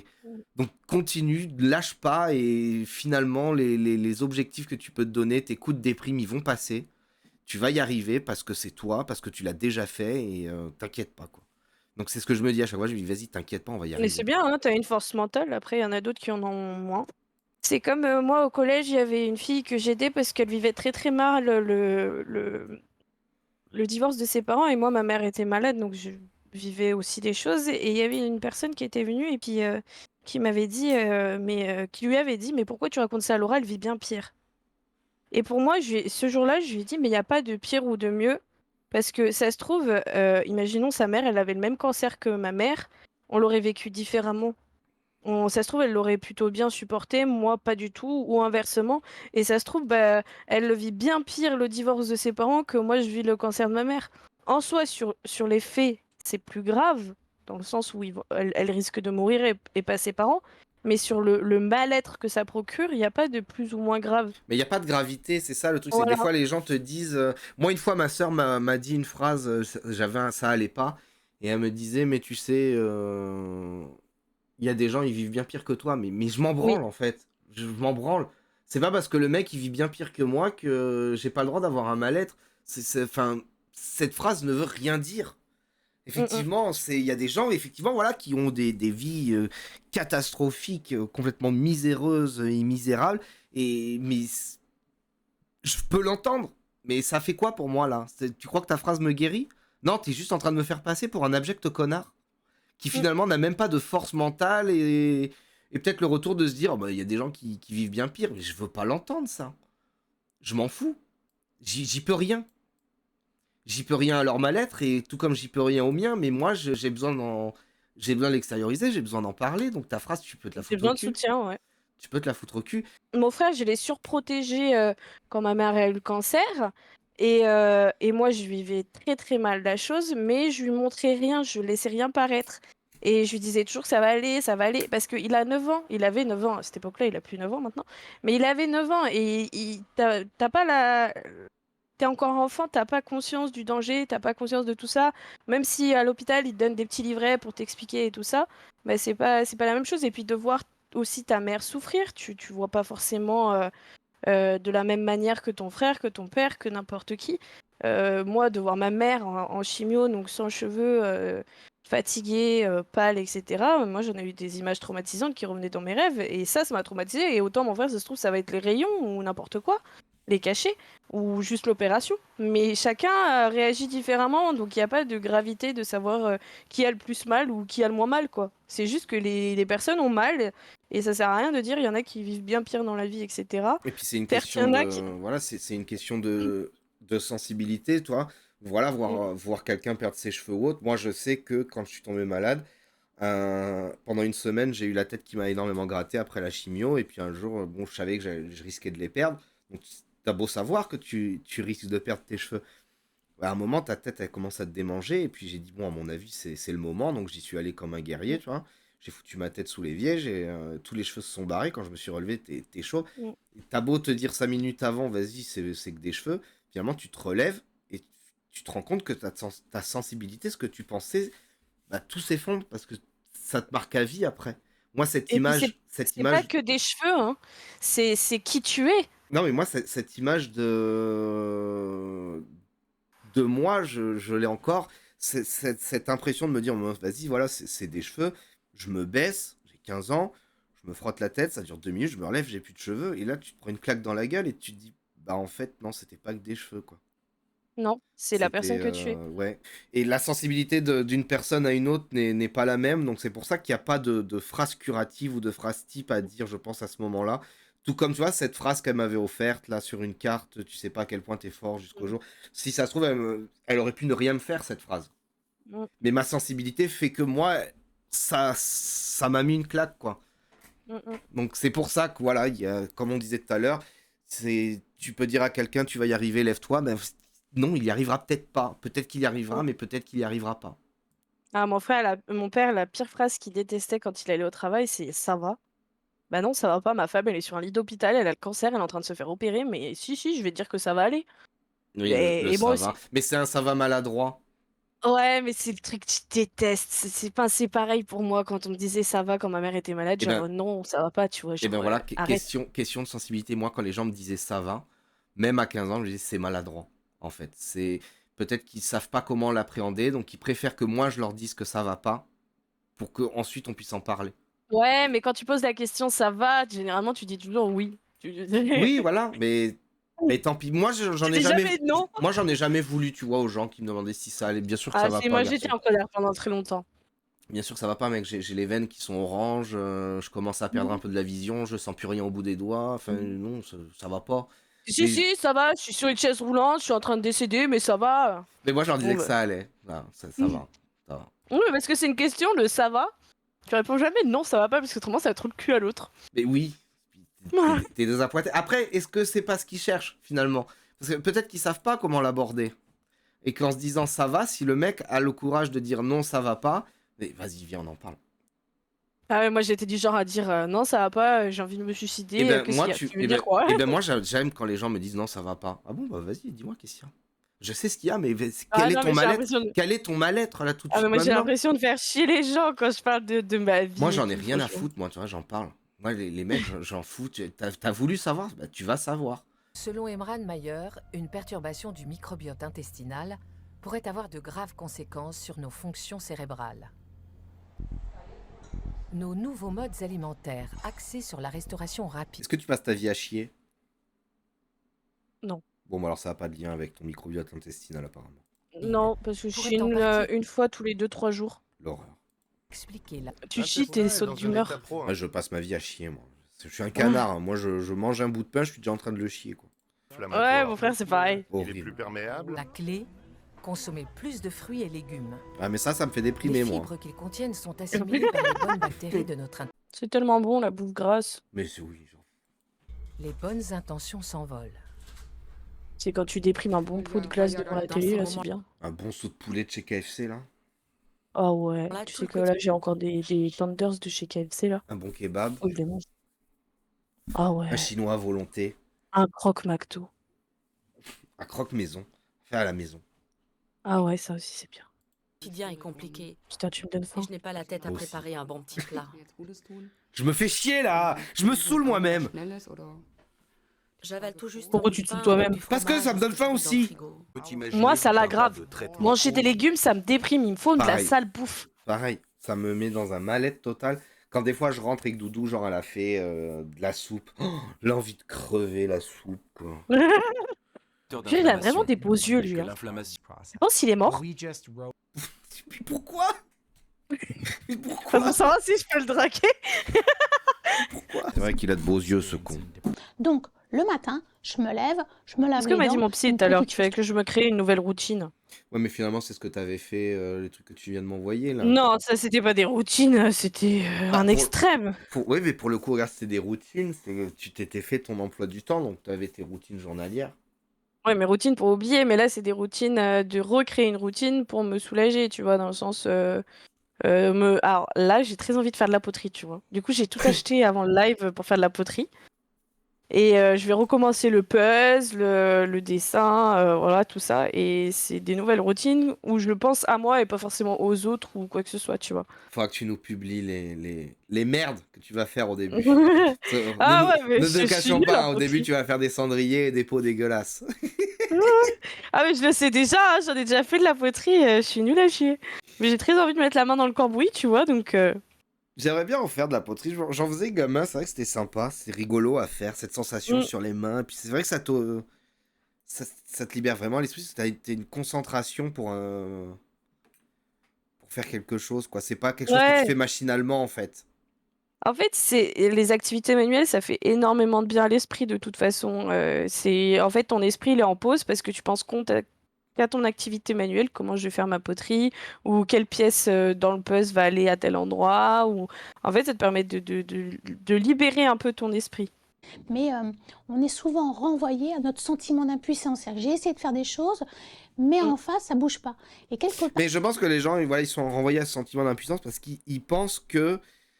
C'est mon point de vue, hein, je me dis peut-être que les gens qui essayent de nous sortir de là, ils se disent, je vais faire un pas vers lui, du coup ça va aller mieux. Mais en fait, non. Non, il faut... Mais en fait, c'est- les résultats, ils sont pas immédiats. Ouais, c'est Et ça. en fait, ils pensent qu'on va, On va sourire de sortir. suite. On va sourire Voilà. de suite, alors que bah... Et non, en fait. Moi, au début, randonnée, je me forçais énormément. Jordan me forçait aussi. Et maintenant, c'est devenu une joie d'aller faire une randonnée, quoi. Mais on a dû me forcer. Avant, je pouvais plus faire les magasins toute seule. Je pouvais pas aller faire mes courses toute seule. Je pouvais plus sortir. Je pouvais plus voir des amis. Ça me fatiguait. Mon Jordan, il m'avait emmené à une journée porte ouverte de gendarmerie. Ça m'a demandé beaucoup d'efforts. Au bout d'une heure, j'avais un mal de crâne énorme. Mais je me suis forcée pour lui et j'étais pas contente forcément d'y aller. Mais on voit pas les résultats tout de suite, mais on les voit après, quoi. On les voit après, ouais. Mais c'est vrai qu'après, peut-être, je pense que pour la personne qui accompagne ou qui fait en sorte qu'on aille mieux, elle se dit, merde, ça a pas marché. Non, mais c'est très dur hein, pour Oui, eux. oui. ne dites jamais à Très quelqu'un souvent. qui est en dépression, bon, allez, c'est bon, bouge-toi. La personne, elle se bouge, même si on ne le voit pas dans ses micro-mouvements, elle est vraiment engagée pour essayer d'avancer. Les choses qu'on peut concrètement faire lorsqu'on accompagne, c'est donc de ne jamais être dans le jugement, d'offrir un espace de discussion, un espace de communication à l'autre, et puis faire des choses avec la personne, mais sans attendre en retour de voir qu'il y a des signaux positifs. Parce que même si vous ne les voyez pas, par exemple, allez, je t'emmène au ciné. Elle va vous dire à la personne, bah écoute, j'ai pas trop envie. Écoute, je t'emmène quand même. Pourquoi? Ou je t'emmène marcher 5 minutes. L'objectif, c'est Oui, parce que... qu'en plus, quand on est dans cette phase-là, c'est on veut pas, mais on n'est pas dans le refus catégorique. Ouais, C'est-à-dire, c'est ça. je veux pas, T'as mais voilà, je pas- vais le faire. En fait, t'as pas l'envie. L'envie, de toute façon, est inexistante quand tu es en dépression. Donc, t'as aucune envie de faire quoi que ce soit, mais en même temps, tu as envie. En même temps, tu te dis, bon, je vais faire un effort. Ça fait un moment que je suis pas sortie, etc. Tu vois. On n'est pas dans le refus, enfin, moi j'ai la chance de pouvoir en parler un peu au passé, mais j'étais pas dans le refus catégorique. Ça me faisait chier. Putain, j'ai pas envie de le faire, vous me cassez les couilles, mais je vais le faire. Non, mais je suis d'accord. C'est pas un non direct. que chaque mise en mouvement est véritablement salvateur pour la personne qui le traverse. Ce qu'on appelle un petit peu les vampires d'énergie. C'est pour ça que les personnes qui vivent au quotidien avec une personne qui est en dépression, par exemple sévère, on va conseiller d'avoir une vraie oxygénation à l'extérieur. Et pour la personne qui est en dépression, je souhaite préciser qu'il n'y a pas de culpabilité à avoir. C'est pas de votre faute. Je veux dire, vous n'avez pas décidé ça et Mais quand on vous peut allez chercher stopper. de l'énergie à l'extérieur. Il y a aussi des fois où, moi je prends une expérience qu'on a eue, qu'on était un groupe d'amis lors de ma première dépression, à tomber un peu tout en dépression en même temps, malheureusement, c'était pas un choix, ni contagieux comme elle l'a dit. Mais il y avait une fille qui était en dépression, mais qui avait besoin d'énormément d'attention. Mais quand je te dis énormément d'attention, elle se menaçait de se suicider tout le temps, elle fuguait de l'hôpital et puis elle allait vouloir se jeter d'un pont, etc. Et elle nous envoyait un message avant. Donc nous, on paniquait, on faisait des recherches en voiture. Une fois, elle a même monopolisé 200 policiers pour la retrouver, etc. Et c'était tout en ça, tout en ça, tout en ça. Et un jour, ma meilleure amie, elle mangeait avec elle. Mes deux meilleures amies, je mangeais avec elle. Et elle lui parle en aparté, elle lui dit, écoute, ça serait bien, parce qu'elle refusait de prendre des cachets. Elle refusait d'être aidée. Donc c'était très compliqué. Et au bout d'un moment, on a été un soutien, mais on était un soutien qui était quand même faible aussi psychologiquement. Elle lui a dit, écoute, ça serait bien que tu prennes des cachets, etc. Et elle a vrillé. Et elle a voulu se barrer, se suicider. Et ma meilleure amie l'a plaquée dans les escaliers. Alors, cette fille était un peu costaud, ma meilleure amie est gringalette, et elle le bloquait, etc. Et comme elles étaient chez la mère de mes meilleures amies, il y a la voisine qui a appelé la mère, disant qu'il y avait un problème chez elle parce qu'elle était au travail. Elle lui a dit, je rentrerai plus tard. Et puis elle a dit, non, mais rentre maintenant, ça hurle dans les couloirs, etc. C'est pas normal. Du coup, ils ont appelé l'autre meilleure amie a appelé les pompiers, etc. Et la personne qui était pas bien a dit aux pompiers quand même que mes meilleures amies étaient folles. Et que c'était elle qu'il fallait faire interner. Mais tu as des gens qui veulent pas se soigner et qui sont toxiques pour les autres. Et ma meilleure amie, qui n'était pas en dépression et qui était toujours en train de l'aider, a commencé à sombrer petit à petit. Et du jour au lendemain, je lui ai dit, écoute, tu prends tes affaires, on part en voyage. Et je l'ai envoyée en vacances avec moi chez mes grands-parents à Arcachon. Et on a beaucoup profité et ça lui a permis de vider la tête. Et à un moment donné... Et de pas sombrer comme... À un moment donné, cette fille a appelé sur son téléphone et a commencé à la faire culpabiliser d'être partie, etc. Je l'ai pris au téléphone. J'avais essayé d'être triste avec elle, j'avais essayé d'être joyeuse, j'avais essayé d'être compatissante, etc. Et je lui ai dit au téléphone, mais vraiment, tu vas être choquée. Je lui ai dit, mais écoute, si tu veux te suicider, suicide-toi, mais fous-nous la paix. Ouais, il y a un moment, je pense que tu peux plus, surtout face à des gens qui finalement ne recherchent que l'attention, peut-être, surtout voilà, dans le... elle recherchait que l'attention, et elle cherchait même pas à se faire soigner, elle voulait pas être aidée en fait, elle voulait pas prendre de médicaments, elle voulait pas avoir de psychologue, elle voulait pas être internée, elle voulait rien, et c'était épuisant à la longue, et je lui ai dit, mais suicide-toi. J'ai dit, on aura la paix. C'est un monstre. Alors, je le voulais pas, mais je me suis dit, j'ai tout essayé, j'ai essayé de rigoler avec elle, de faire la folle avec elle, tu pouvais la rien compassion, faire. la tristesse. Je me suis dit, peut-être que ça va lui faire un électrochoc. Et le lendemain, elle m'envoie un message et elle me dit, merci Laura, je suis allée à l'hôpital parce que ça m'a fait un choc. Bon, après, plus tard, on s'est séparés de cette personne parce qu'elle était vraiment trop toxique, mais il y a vraiment des dépressions Non, et qui sont puis, toxiques c'était et qui pas, sont malveillantes. c'était peut-être pas à vous non plus d'être là pour elle à ce moment-là, quoi. Vous étiez Non, déjà, vous, fragile, et non, mais vous avez fait une bonne action, je pense, en le faisant, mais ouais, ça vous a peut-être fait plus de après, en mal qu'autre fait, chose. dans ce groupe, c'est ce qu'on avait, c'est que quand une tombait, les autres relevaient, mais c'était des bouées, c'était pas tout le temps, tout le temps, tout le temps, c'était chacune son tour, et en fait, on pouvait être libre de parler de la dépression parce qu'on avait des jugements de nos proches, on pouvait en Mais... parler, on pouvait en rigoler, et ça nous faisait du bien, en fait, parce qu'on se sentait compris. Mais là, en fait, c'était devenu une omniprésence sur une personne qui demandait de l'énergie, ou à un moment donné, on se relayait quand même. Mais Ma tu meilleure sais amie, elle me que... disait que je prends une pause, Laura, est-ce que tu peux prendre le relais? Donc je prenais le relais, après je disais à une personne, écoute, j'en peux plus là, est-ce que tu veux prendre le relais? Et c'est devenu épuisant. Et en fait, c'était quelqu'un qui avait juste besoin d'énormément d'attention et qu'on pouvait pas lui donner et qu'on n'était pas en capacité de lui donner. Finalement, c'est du terrorisme affectif, tout ça, c'est des prises Ouais, d'otages ouais. affectives. Ouais, Après, bah tu vois, quand c'est il comme fallait ce qu'on en couper la... discutait d'une certaine personne l'autre jour, hein, par message privé, hein. Oui. C'est du chantage affectif, en fait. Tout le Bah temps, tout oui, le temps. parce que j'ai ça en ce moment, ça va pas, nani nana, bah Mm, vas-y, fais tes choix, mais en fait, non, t'es juste en train d'essayer de me faire culpabiliser, donc ça marche pas. mm, mm. Ça marche Ah ouais, mais juste c'est pas. ça. Et cette personne, cette fille-là, et ben, malheureusement, c'était tout le temps, oui, bah, si tu viens pas, je vais sauter d'un pont, je vais machin. Et quand elle décidait de dire, je vais me suicider, elle coupait tout contact. Nous, on faisait des rondes, on tournait autour de la ville, etc. On essayait de la trouver, mais à je sais pas combien de voitures. Il y avait les policiers, il y avait tout le monde. Et en fait, c'était lourd à la Bah fin. oui, C'était c'est très lourd. lourd. Alors, déjà, c'est lourd pour quelqu'un qui va bien dans sa tête à un moment donné, mais si vous, déjà, vous aviez vos casseroles à traîner, Bah ouais, bah, c'est c'est ça. sûr qu'elle vous a pas fait du bien, cette nana. Mais moi, ce jour-là, quand j'ai su que elle avait osé lever la main aussi sur mes meilleurs amis, mais j'ai vrillé, hein. J'ai dit, je vais la trouver, je vais la fracasser, quoi. Si elle a des problèmes, c'est pas, c'est égoïste, hein, mais si elle a des problèmes, c'est pas de ma faute. Et c'est pas de la faute de mes meilleurs amis. Tu touches pas à mes meilleurs amis, quoi. Et Genre, non, puis en plus, Laura Kaira, tu vois. c'est là où c'est d'autant plus vicieux, c'est qu'en plus, vous aviez essayé de l'aider, donc c'est que tu te dis, merde, je veux bien t'aider, mais si en plus derrière, il y a menace, il y a risque pour mon physique, ma personne, bah non, en fait, juste va chier. Mais après, c'est normal, je pense que c'est un instinct protecteur de dire, bon, écoute, j'ai essayé, moi, c'est pas mon métier, moi, je vais pas bien, maintenant, va te faire enculer, quoi. Tout ce que j'essaye de faire, ça marche pas, moi aussi, je vais pas bien, tu m'emmerdes, salut, je me barre, fais ce que tu veux, je m'en fous. C'est bon, j'ai Mais c'est ça. essayé, t'as essayé, toi, vers moi? T'as fait l'effort, toi, vers moi? Non. Moi, j'ai fait que ça. Alors que moi, je vais pas bien, donc juste va chier. Et tu vois, quand je te raconte, t'as l'impression que c'est un événement qui a duré pendant un an, hein. Ça Non, a ça a dû être duré, court, ça a dû être court, ouais. c'était pendant 2 mois. Parce que c'est intense.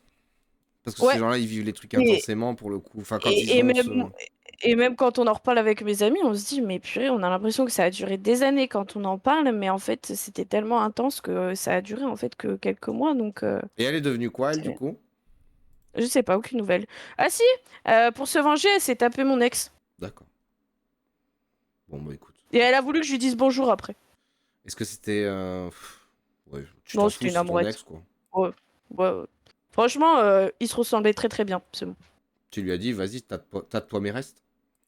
Je vis concrètement avec la peur de la mort depuis que je suis toute petite.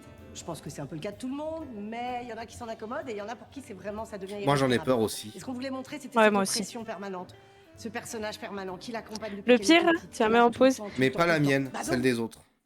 Moi, c'est ma propre mort. Non, moi, elle m'effraie pas ma propre mort, mais celle des autres, oui. Mais genre, moi, c'est. Je vais pas y penser de la journée, tu vois, mais quand je m'allonge dans le lit sur le dos, il y a des fois des pensées qui vont submerger en disant, mais je peux pas mourir et ne plus rien ressentir, je vais me faire chier dans ma tombe. Tu vois, c'est vraiment des trucs tout cons.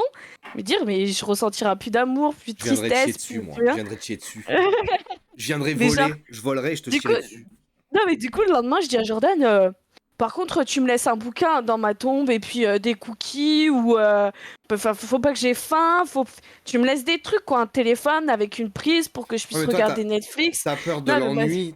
l'ennui, mais Ouais. est-ce que t'as pas essayé de chercher une spiritualité derrière ça? Moi, quand je suis tombé malade, j'ai fait face à cette probabilité-là qui t'empêche de dormir Mhm. la nuit en te disant, bon, bah là, aujourd'hui, j'ai vécu ça, demain, si ça se trouve, je ne vis plus rien. Mhm. Ma propre mort ne m'effraie pas. Par contre, ce qui m'effraie, c'est l'idée de la solitude de perdre des gens que je connaisse et de me dire je vais me Ah ouais, ça retrouver oui. tout seul. Et moi, c'est cette peur-là que j'ai parce que c'est la mort, ça touche une personne. Toi, tu vas vivre, tu vas devoir l'accepter en tant que personne en Mm. vie, mais tu vas t'en relever de ça. Alors que la personne qui est morte ne s'en relèvera pas, hein, c'est l'état est définitif.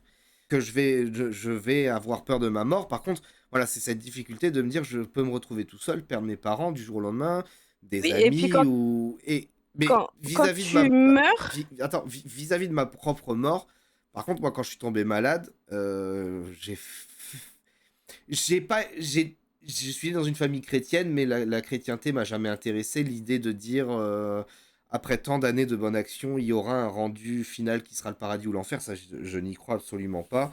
Par contre, je crois plus à une pensée volatile, en sorte que peut-être un truc un peu indien, de me dire quand je vais mourir, je vais être dans un état de liberté. Je vais être ouais, une une énergie, loutre. non, une énergie, quelque chose. Tu, juste, tu vas divaguer dans un état de plénitude. Et ça, il y a énormément de religions ou de croyances qui pensent ça. Moi, personnellement, j'y crois à ça. De me dire que le corps est le réceptacle d'une énergie ou d'une conscience. Et que c'est notre conscience et que c'est notre enveloppe humaine qui fait qu'on s'attache aux gens à cette peur de mourir pour certains qui n'ont pas fait ce pas comme moi j'ai fait quand j'étais plus jeune ou qui ont peur de... Bref, moi je pense que quand on meurt, voilà, on divague. Je peux comprendre les gens qui ont peur de la mort, mais moi par contre, j'ai pas peur de ma mort, j'ai peur de la mort des autres. Parce que Après, quand tu as la mort des autres, bah aussi tu souffres alors que ta propre mort, tu souffres pas. Parce Oui, que tu mais... souffres du manque, etc. Oui, mais Tu regarde, toi, tu as souffres. peur de la mort parce que tu penses qu'après la mort, tu vas être Laura, mais fantomatique. Non, Mes croyances font que non. T'inquiète pas, c'est pas vraiment ça que je tu vas pense. pas te faire chier. C'est... Non, mais en fait, je me dis, là, par exemple, juste un truc tout con, mais de mourir, par exemple, si je meurs demain, me dire, purée, qui va récupérer mes animaux, tu Mais te vois? dire quoi? Tu seras pas là pour te le dire. Oui, mais c'est inconscient, tu Oui, vois, je et sais moi, que c'est inconscient. j'ai dit à ma belle famille, à mes parents, j'ai dit, si on meurt dans un accident avec Jordan, vous récupérez mes animaux, je veux pas qu'ils soient à la SPA. Oui, non, mais ça, moi, C'est hors de question. j'ai fait Et, pareil, mais il n'y a pas le truc de me et, dire. et, et je me dis, tu vois, je peux pas ne plus aimer Jordan, je peux pas ne plus penser à mes animaux, je peux pas, en fait, je peux pas ne plus penser, je peux pas ne plus vivre, tu vois. C'est chelou, hein, ma pensée. Mais je suis une psychopathe Mais alors aussi. pourquoi t'en as peur? Pourquoi t'en as peur si tu sais au fond de toi que ça va rester après la mort? N'en aie pas peur de ta propre mort. Ouais, je sais pas. Écoute, c'est comme ça. Toi, t'as peur de la mort des autres. Moi aussi, hein, j'ai peur de la mort des autres. Je veux J'ai peur absolument de pas. la mort des autres parce que je suis rationnel, que moi je suis toujours là. Et eux ils seront plus là pour moi. Ou ils seront plus là pour que je puisse parler. Que si moi je meurs, je me dis eux ils arriveront à passer ce step là. Que moi j'ai pas envie de passer. C'est égoïste en fait. Mm. Moi j'ai toujours dit à Doudou, je lui dis le jour où on commence à vieillir, si je vois que t'as pas de signe de maladie et que moi je me fous en l'air avant toi. Hein. Je reste pas ma vie à attendre que je passe pas ma vie tout seul à attendre de te rejoindre. C'est mort. Je veux pas vivre sans toi. Je lui ai déjà dit. Cette idée me terrifie. C'est cette idée regarde. Alors, on peut avoir peur, voilà, de perdre ses parents ou autre, mais quand tu as construit près de 40, 50, 60 ans de ta vie avec la même personne, si du jour au lendemain elle est plus là, tu deviens quoi, toi? Ça, c'est effrayant. Mm. Mais mourir, c'est non. Enfin, peut-être parce que depuis que je suis tombé malade étant ado, j'ai une autre vision de la mort, je sais pas. Ce qui est sûr, c'est que la mienne ne m'effraie pas. Mais celle des autres, oui. Et c'est vrai que des fois, j'y pense et ça me met dans un état de déprime pour le coup. En fait, tu t'auto-déprimes. Mais non, parce que là, apparemment, ça a l'air de parler de la peur de sa propre mort. Parce que le mec sympa, là, ça a l'air d'être joué. C'est la Mais mort. C'est l'inéluctabilité de la chose. Lui, il le sait que le rendu final, c'est la mort. Donc, voilà, m'en fous. Je sais qu'à la fin, il y a la mort. Mais ça va pas m'empêcher de bouffer des fraises, de sortir de mon canapé. Parce que dans tous les cas, ça va arriver. Donc finalement, c'est ça. On donne, Ouais. la mort n'a d'importance que si on lui en donne. Donc si tu n'as pas peur de ta propre mort, tu vis pleinement les choses. Moi, je vis pleinement tout ce que je fais parce que la mort ne m'effraie absolument plus depuis des années. Mais elle m'effraie si elle...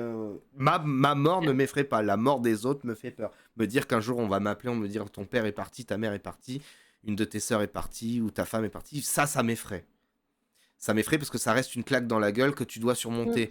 Mais surmonter ma mort, je m'en branle de la surmonter ma mort. 5 minutes avant, il était en vie, 5 minutes après, il est mort. Non, mais j'ai rien senti, moi, je m'en fous. Ouais, c'était chouette. Ouais, j'ai vraiment de vrai, j'ai passé un super moment. J'avais même peur que ce soit lourd, mais non, ça n'a pas été lourd parce qu'on s'est quand même bien marré et on a bien parlé. Moi, vraiment, j'ai passé un super moment là. Vraiment, Ah vraiment. bah de même, hein. Vraiment, De vraiment. même, c'était vraiment chouette.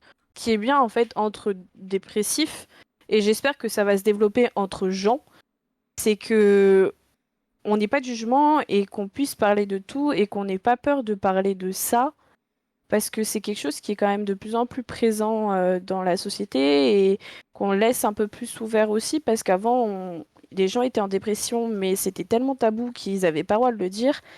Et si ça peut faire un peu ouvrir les yeux aux gens ou de développer un peu plus ces idées-là et d'arrêter de dire qu'il faut avancer dans la vie. C'est une maladie, comme on l'a vu, ça se fait au niveau du cerveau. C'est une vraie maladie qui n'est pas visible, comme des handicapés qui sont pas visibles et qui prennent des places handicapées et qu'on s'énerve sur eux parce que c'est pas visible. Bah, la maladie, c'est pareil, la Je suis comme ça. dépression. Putain, je suis C'est comme ça. Ah bah alors, t'as l'air c'est- handicapé, mon con! T'es vachement sur Ouais, tes deux c'est jambes, cool. connard! Mais voilà, c'est comme ça, c'est une maladie, on n'y peut rien. C'est une maladie où on se soigne tout seul, malheureusement, où on peut pas, on peut pas te réparer comme ça, on peut pas changer ton cerveau par un autre, malheureusement. Et puis voilà, hein, faut l'accepter. Comme la mort. Oui, oui, bon ça on verra dans une seconde étape, hein. Ça D'accord? marche. On va essayer de sortir de cette dépression, et ensuite on verra dans une seconde étape pour travailler ça. Bah, regarde, déjà, t'as réussi à venir en live. T'as réussi à en parler avec énormément de légèreté. Ah mais moi, dès que les gens en posent des questions, j'en parle avec... Enfin, j'en parle parce que j'ai pas de tabou dessus et j'ai envie que les gens comprennent. Et avec Jordan, on a déjà eu et on a encore des longues conversations dessus parce qu'il s'y intéresse, parce qu'il connaît pas ce genre d'état et qu'il sait pas comment faire. Et même avec mes parents, et je trouve que c'est bien les gens qui s'en intéressent. Oui. Oui, Faut oui. juste le dire avec ses propres mots, avec ce qu'on vit, et bien être conscient que bah, chacun le vit de différentes manières. Je la vis de cette manière, j'arrive à en parler de cette façon, mais il y a d'autres personnes qui n'arrivent pas à en parler, qui Ou n'arrivent qui pas à en parleront l'accepter. d'une autre façon. Voilà, ou qui en parleront d'une autre façon, ou qui auront un autre vécu aussi. Donc voilà, hein. Bon, en tout cas, c'était très cool. Ben oui, mais vraiment, j'ai passé un bon moment. Tu vois, t'as bien fait de me proposer de venir parce que j'aurais invité l'autre gland de Takium et il m'aurait encore montré des trucs sur le wokisme là, ce con. Donc c'est bien, c'est bien. Bah, j'espère que tu reviendras du coup. Ouais, y a pas de souci, bah, on se fera une partie sur les chiens-chiens, sur les animaux. Sur les animaux, on fera ça. Dinonosaures? Ouais, dinosaure, ouais, ouais, ouais. On va y voir ce qu'il va nous faire et puis après on coupe le live. Allez, copilotes, sois intelligents. Mais c'est pas une poule dinosaure, ça c'est juste une poule qui a du swag.